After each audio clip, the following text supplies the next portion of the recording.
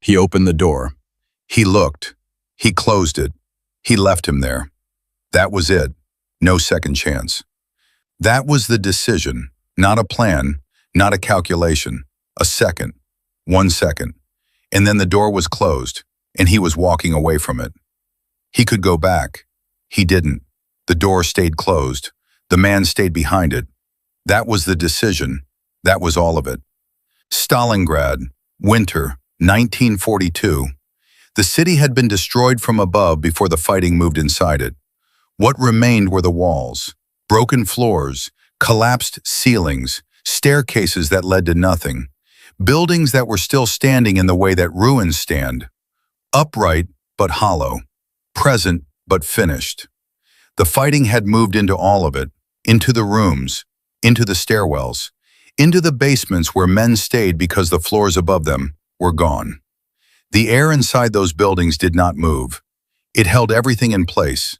Cold, dust, the smell of brick and smoke. Every breath carried it.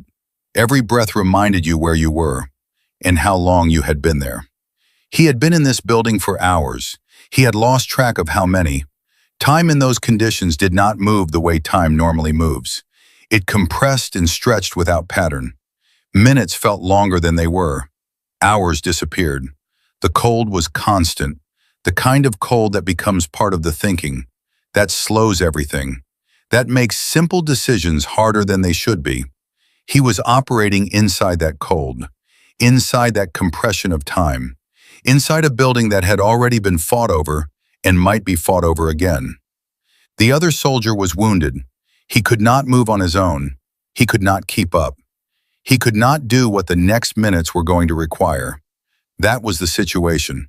Not a choice yet, just the situation.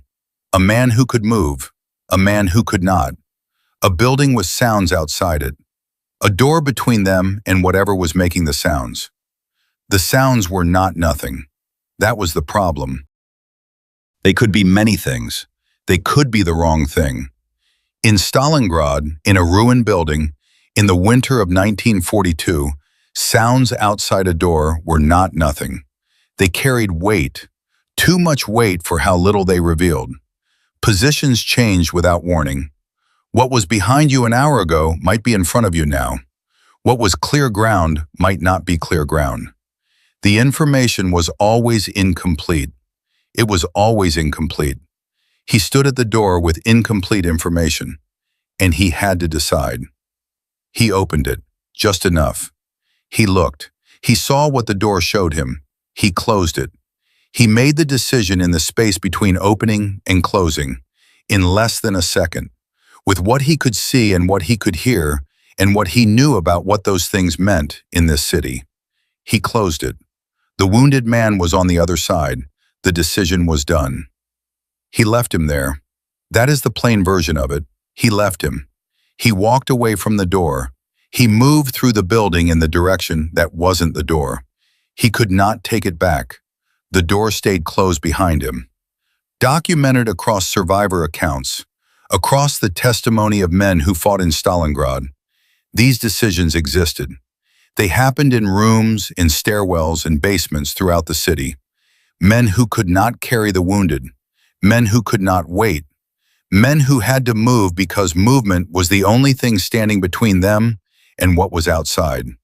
He was one of those men, making one of those decisions, in one of those rooms.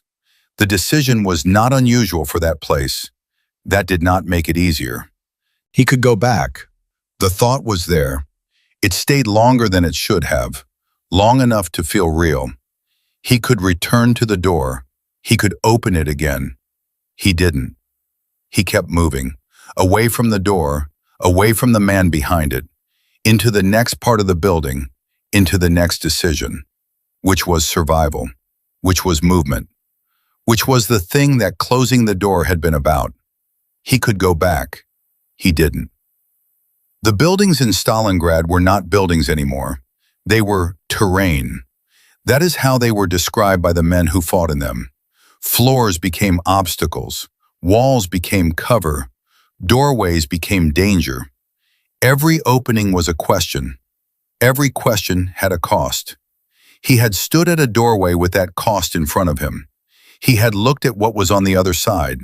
He had decided the cost of opening it fully was higher than the cost of closing it. He had closed it. He had left a man behind it. He was carrying that now.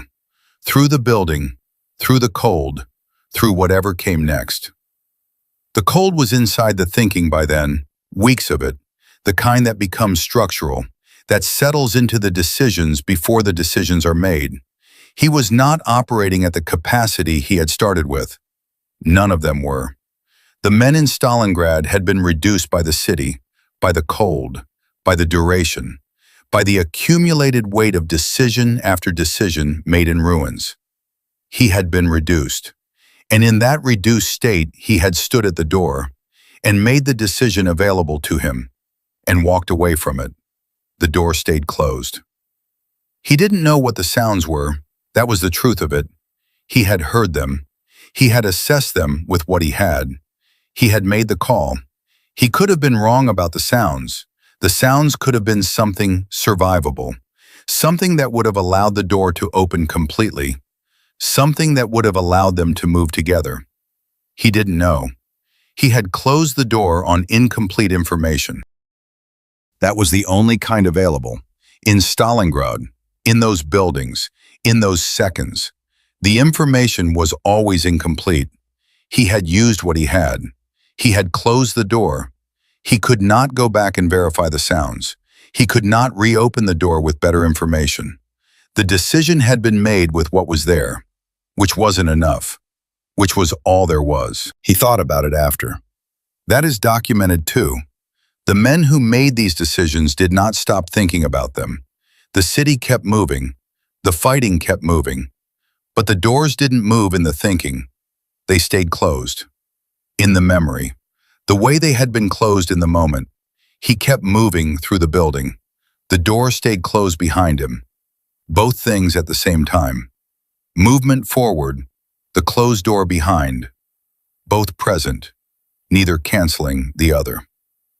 There is no version of this where the information was complete.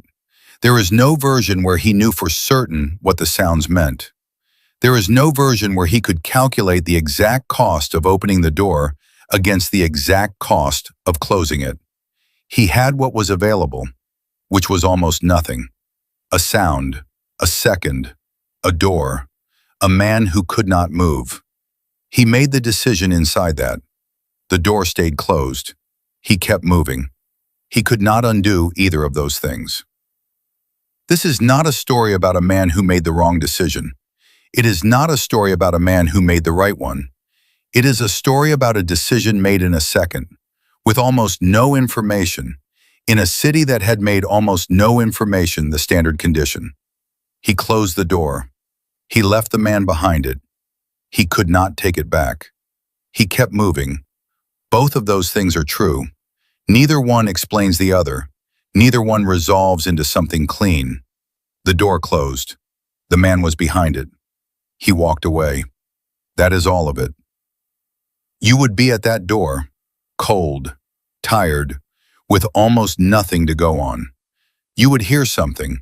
You would not know what it meant. You would open it. You would look. And then you would have a second. That's all. 1 second to decide. Close it or don't. And whatever you choose, you don't get to undo it. You would not know. What would you do?